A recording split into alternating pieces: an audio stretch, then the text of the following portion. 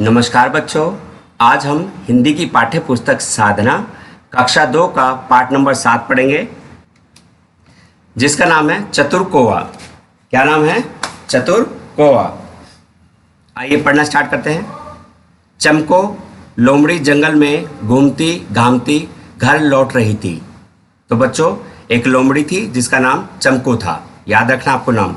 वह जंगल में घूमते घूमते अपने घर की तरफ जा रही थी। दिन भर घूमने के बाद भी उसे पेट भर भोजन नहीं मिला था। तो जब वह पूरा दिन जंगल में घूमी, फिर भी बच्चों उसको खाने के लिए उसका पेट नहीं भरा था।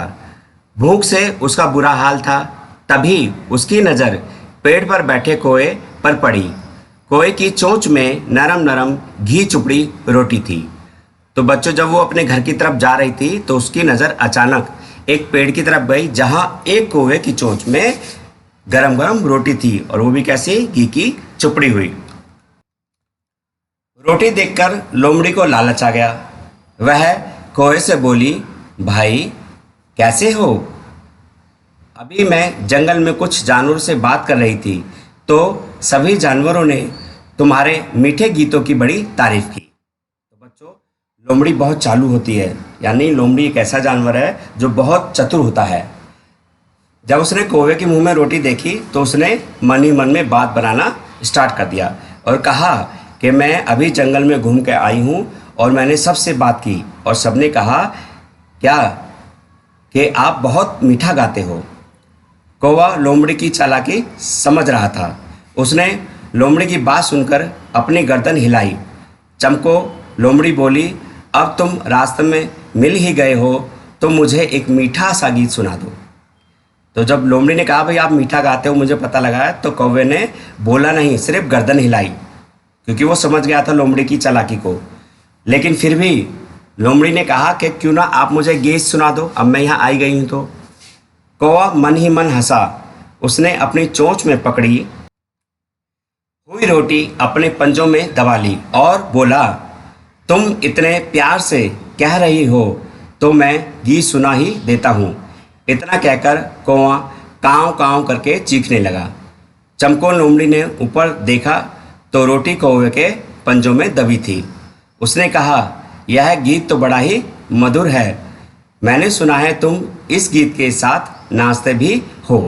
तो बच्चों, जब लोमड़ी ने कौवे से कहा कि मुझे गीत सुनाओ, तो कौवा भी कम चतुर नहीं था।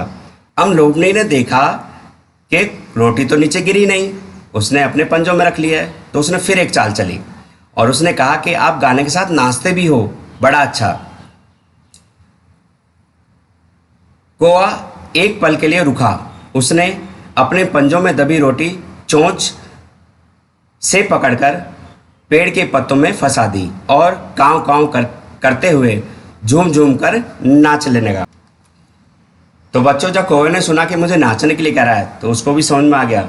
तो उसने क्या किया, अपनी चोंच से उस रोटी को पत्तों में छुपा दिया। लोमड़ी रोटी नीचे गिरने की आस लगाए बैठी थी। तब उसने देखा कि कौवे ने रोटी पत्तों में छिपा दी है, तो वह निराश होकर वहाँ से जाने लगी।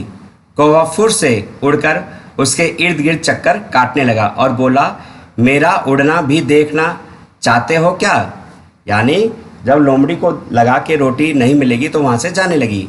तो कौवा उड़ा और उसके चारों तरफ घूमने लगा, इर्द गिर्द मतलब उसके चारों तरफ। और घूमने के साथ साथ उसको बोला कि तुम मेरा उड़ना भी देख लो, मैं उड़ता भी हूँ, देखो मैं उड़ रहा हूँ। लोमड़ी खिसियाकर वहाँ से चल पड़ी। वह मन ही मन सोच रही थी, मेरी नानी ने कौवे की मूर्खता की जो कहानी सुनाई थी, क्या वह झूठी थी?